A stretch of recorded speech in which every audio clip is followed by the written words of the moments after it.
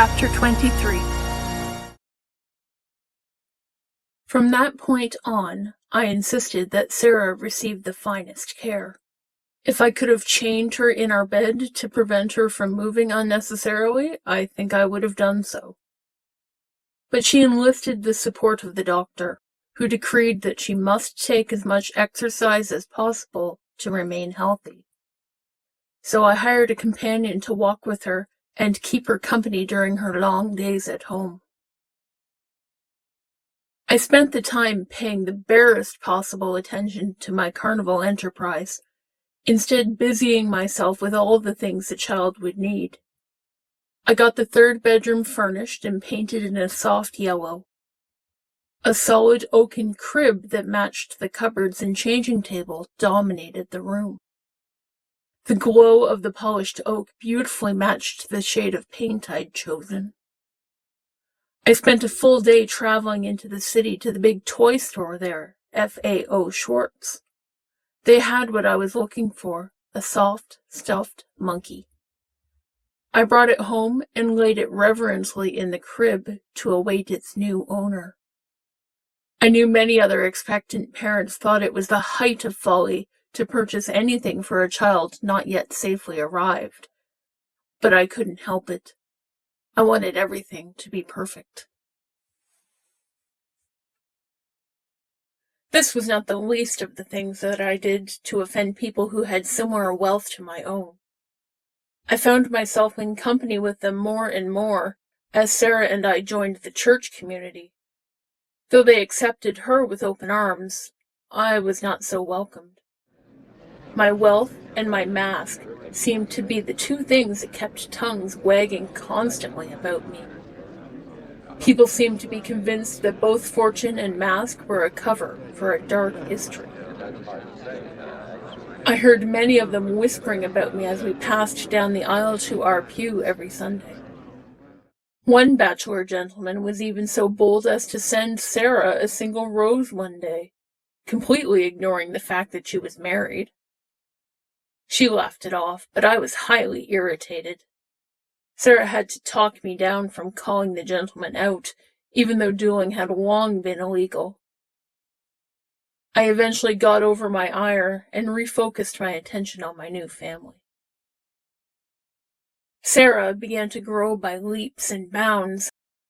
I watched anxiously as she experienced all the little ills associated with pregnancy, helping her where I could and backing off when she couldn't stand my interference for another moment. We spent many nights and mornings cuddled in bed together, making plans for the future.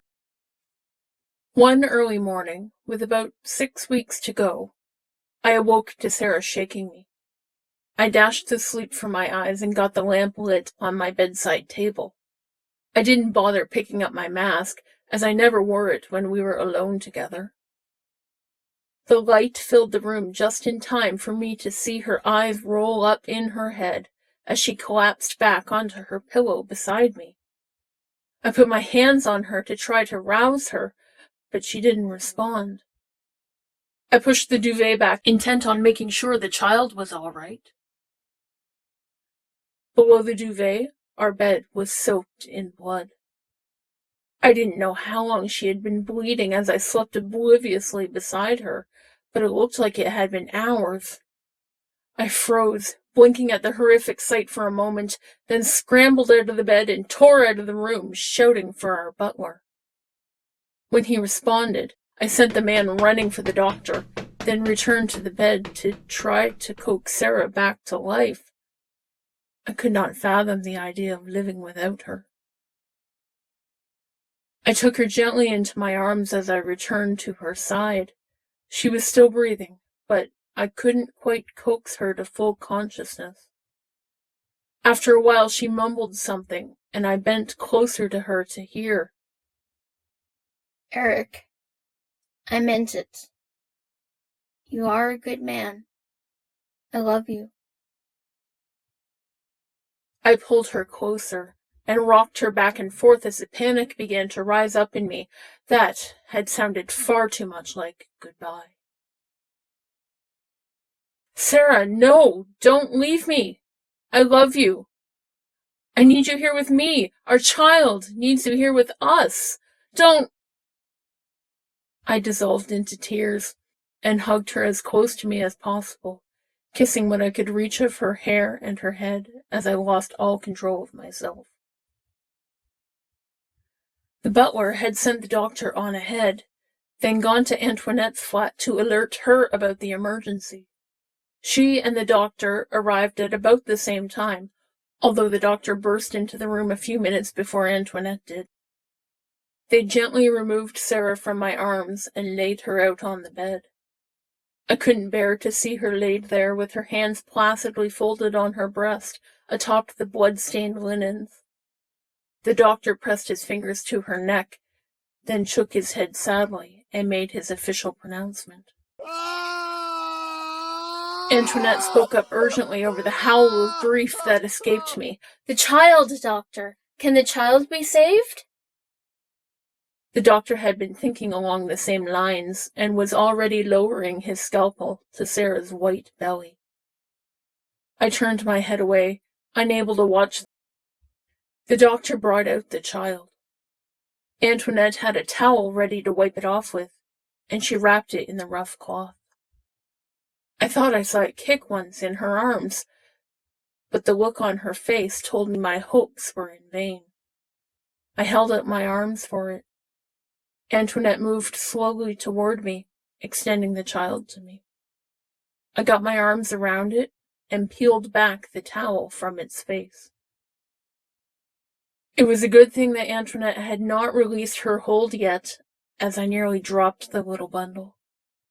The creature I held in my arms had the same twisted right cheek as mine, and no upper lip at all. A gaping hole stretched from its mouth to its nose.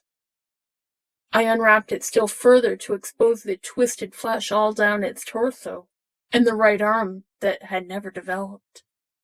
A sad little rudimentary 3-fingered hand was all that protruded from its shoulder on that side. Whatever spark of life had existed in it was gone.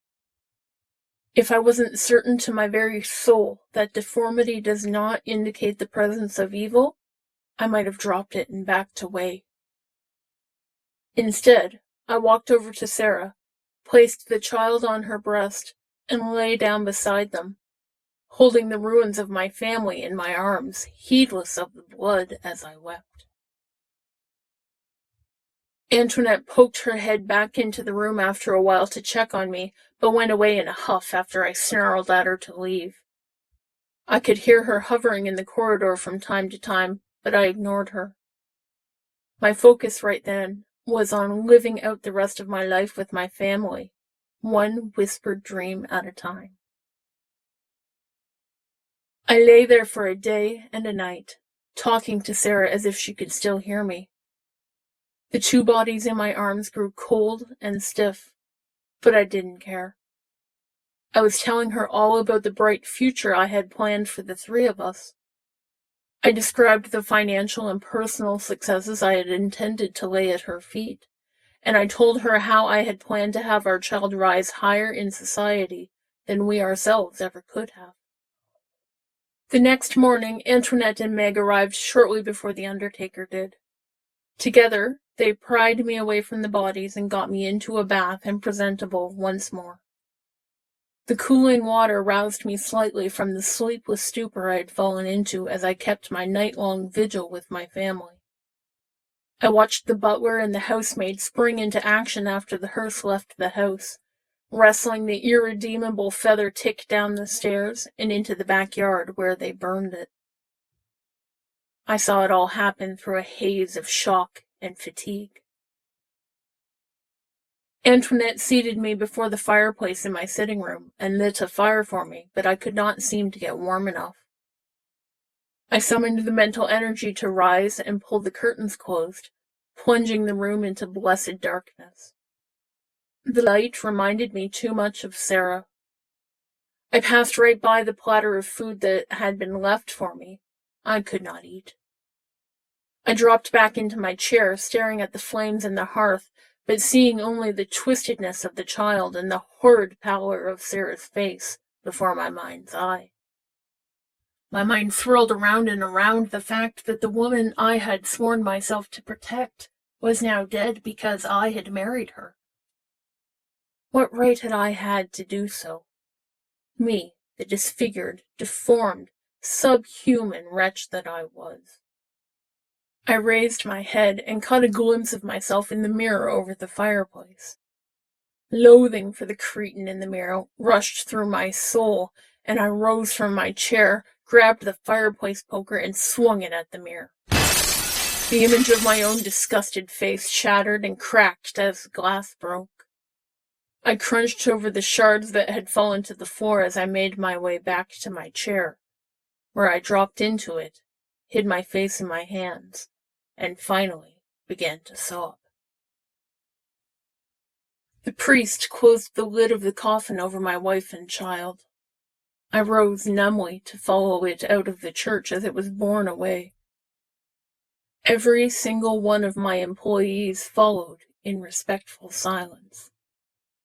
The priest clasped my hand, but I scarcely noticed. I followed the coffin to the churchyard, where a hole gaped in the ground before the ornate stone that read, Sarah LeBlanc, 1873 to 1903, beloved wife of Erik. I had been informed that it wasn't done to put the name of an unborn child on a headstone. I had no name for it in any case. We hadn't even been able to determine the sex of the twisted little body. I laid the roses I held gently onto the coffin and watched as the first shovelful of earth struck it.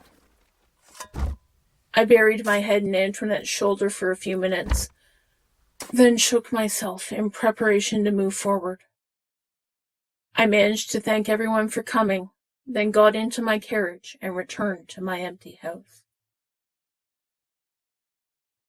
In the next months, I set myself 2 goals and accomplished them despite the heaviness in my soul that made me want to lay in bed all day. First, I had Monsieur Cuthbert adjust my personal will to leave my fortune to Antoinette and Meg. I owed Antoinette yet again for her help in getting me through another rough patch of my life. She thanked me solemnly when I told her of it, but didn't say much else. Then I went back to the doctor who had told me of the facial surgeries that were available. He told me that he felt confident in trimming my lips down to a normal size and smoothing the high points of the flesh of my cheek. He cautioned me that he could do nothing to fill in the low points.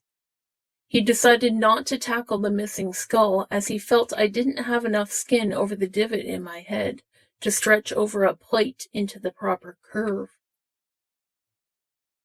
The day finally came, and I laid myself nervously down on the stretcher in his surgery. He had explained how the ether would put me to sleep while he worked, and while I strongly considered this to be some kind of magic, I put my fear aside. I wanted this done. I woke up under such a heavy layer of bandages that I felt near to suffocation. A nurse sprang to my side and prevented me from tearing them away. The doctor approached, alerted by the commotion. Mr. LeBlanc, I must congratulate you. We were successful with the work we set out to do. Your lips have been reduced to a normal size, and I managed to strike a balance between removing the excess flesh of your cheek and not causing too many extra scars. If not for the numbness you will almost certainly experience in your lips, then it would have been a complete success. The promised numbness didn't bother me. I would never feel Sarah's kiss there again, so what did it matter if I ever felt anything at all? The doctor gave me some instructions for taking care of myself, showed me how to do some exercises to strengthen the muscles of my face, and released me into Antoinette's care. I relinquished much of my responsibility for the carnival and the casino into Antoinette's capable hands. She and my assistant, Darius, worked together to keep things running smoothly. I had lost most of my enthusiasm for the enterprise. I was starting to feel a dislike for the people who came to be entertained, fooled, and stripped of their cash. I did not feel that the frivolity of a day out at my carnival ought to exist in the same world as the tearing grief I was feeling. I expressed my grief in quite the wrong way one day, when I caught 3 young men trying to smuggle a basket of rotten tomatoes into my carnival. The memory of the indignity I had experienced as a child overwhelmed me, and I raised my voice and my fists to the customers, ripping my own mask off in a bid to terrify them further. I was saved by the fact that Antoinette and Darius had been conferring outside the office where I had taken the customers to reprimand them. Antoinette burst in and steered me firmly out of the room, while Darius remained behind to try to calm the situation and bury the incident. I never knew what he said to smooth things over, but attendance at my carnival did not decline because of my injudicious outburst. After that, I felt that those 2 were always wary of what I might do or say next, so I found it easier just to remain home. I found comfort spending my days in my heavily draped house, sitting staring into a cold fireplace or wandering brokenly from room to empty room. I could not stand the sight of the 3rd bedroom anymore. One day I wandered past it and happened to glance inside, and was startled to be reminded of the night I had defaced it. Splashes of black paint now flared across the soft yellow walls and the golden gleam of the oak furniture. I vaguely remembered picking up a can of black paint, I had no idea where I'd procured it from, and whirling in the center of the space, flinging the dark substance onto every surface, screaming in a drunken fury at what fate had done to me. I summoned the butler and shamefacedly asked him to see what he could do about scraping the paint off the furniture. I informed him I planned to sell or donate it to someone who needed it, and told him he could either choose a recipient or pocket the cash from the sale. It certainly wasn't doing me any good, sitting here reminding me of what I had lost. He regarded me with a sympathetic look before agreeing to try his best at the task. The stuffed monkey had escaped unspattered except for a single black splotch over its heart, so I picked it up and brought it with me to my own newly replaced bed. I slowly dealt with all the physical reminders of Sarah and our life together. The local church took most of her things, promising to deliver them to persons in need in the parish. But there were several things I could not bring myself to part with. The gown she wore at our wedding, her hairbrush with a few golden hairs still caught in its bristles, the crystal bottle half filled with her signature perfume, and the wedding ring that I had taken from her cold hand. I packed these things all away, but stored them in the back of my wardrobe so that they would not be accidentally donated. I began to have dreams that left me paralyzed with sadness, but also wanting never to wake up. I would dream that I was back in the harem rooms in Persia, but only 3 ladies lived within its walls now. Miriam lived in one cell. Christine lived in the next.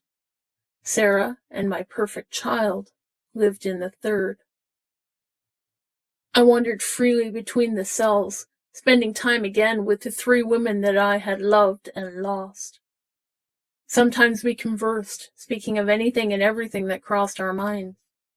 Sometimes Christine and I would rehearse love song duets from various operas. Sometimes I went on my knees and apologized for the wrongs I had done to each of them. They always pulled me to my feet with a gracious message of forgiveness, insisting that apologies were not necessary. I never had to wear my mask in my dream. And I spent time with my daughter. I imagined her to be a sturdy little girl of about 2 years, living in my dream harem with her mother. I named her Eliza. I dreamed of carrying her from place to place, of watching her unwrap gifts of new toys, of feeding her every kind of forbidden treat and watching her wheedle me for more. The best of all was when she would simply fall asleep in my arms, trusting me to keep her safe. On one of these visits to my harem, however, I had a sense that it was the final time. I knew somewhere deep in my mind that I was spending too much time here in my dream world. I sadly embraced each of my ladies in farewell, and one by one they turned to perfumed smoke in my arms and floated away. The dream itself faded into darkness, and I awoke in my own bedroom with tears on my cheeks. As I got up to begin my day, I idly wondered what had pulled me out of the rut of dreams I had been in. Why was I suddenly so certain that I would not return to the dream harem, to while away yet more of my life in its sweet confines? I teased at this question for a few weeks, puzzling at it for brief moments, and then returning it to the back of my mind, in the way one does when one knows the answer will only come if it's not forced. When it struck me, it was blinding in its brilliance and simplicity. I had loved 3 women, I had lost 3 women, but only 2 of them had been taken from me by death. One had only been claimed by a pathetic, insolent man-child. Christine still lived. I wrote a letter to a Parisian magazine that covered the arts scene, asking them to send me their monthly publication here to America. When the first edition arrived, it was filled with accounts of Christine's latest artistic exploits. I had not exaggerated when I told her every opera house on the continent would want to hire her. Articles littered each page telling of her operatic successes from one end of Europe to the other. I carefully clipped each article and saved them in a scrapbook. Then I took one of the grainy publicity images of her to an artist and commissioned him to make it into an oil painting for my study. When it came, I liked it so much I asked him for another copy to hang in my office. I pulled my onyx ring out from the safe deposit box and reveled in the memories of Christine's dark hair every time I saw it on my finger. I threw myself into perfecting the thing that had called Christine's soul to mine in the first place, my music. I rejected composition after composition, feeling they were not good enough for Christine to sing. Some of these I handed off to Meg, who made brilliant successes of them in the concert hall at my carnival. Others went straight into the fireplace. Slowly, version by version, I refined the song I wanted to bring forth for Christine. I sent a letter over to France to offer Christine a contract to come sing at Phantasma. While I waited for an answer, I broke ground on the brand new concert hall I had long been wanting to build. It seemed to fly upward from the foundations, whispering to me every day, "Christine is coming to sing." I spared no expense to make it every bit as luxurious as the ones I had known so well in Europe. It was nearly finished by the time I got Christine's first rejection. Her secretary explained in a formal letter that she was so sorry, but her busy performance schedule didn't allow her to cross the Atlantic to perform for an unknown patron. I knew I could change her answer in a heartbeat if I revealed that I was the one who asked her to come. But it seemed important to me that she didn't decide to come out of any shred of pity she had for me and my loneliness. I upped my price and sent it back to her, confident she would accept this time. My research had revealed that Raoul, her husband, was up to his eyeballs in debt, and I knew she could use the money. She rejected my offer again, and again after 3 more subsequent increases. I fell into a black mood after the last rejection, storming around my office, kicking at the furniture. "What's this woman want?" I stilled suddenly, freezing in the middle of my office as it struck me. Of course, I knew what this woman wanted.